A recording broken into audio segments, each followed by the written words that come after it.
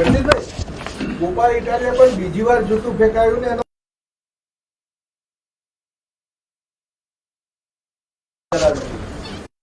મીડિયાના મિત્રોને યાદ હોય તો અરવિંદ કેજરીવાલ ઉપર દિલ્હીમાં વારંવાર કાળી સહી નાખવી અને જૂતા ફેંકવાના બનાવો પણ બન્યા છે.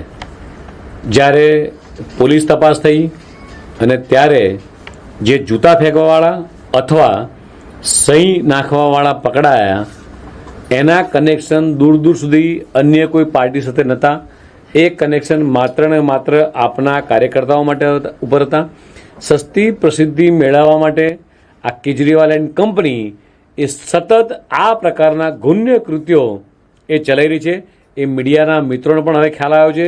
એટલે મીડિયાના મિત્રો પણ હવે આપના નેતાઓને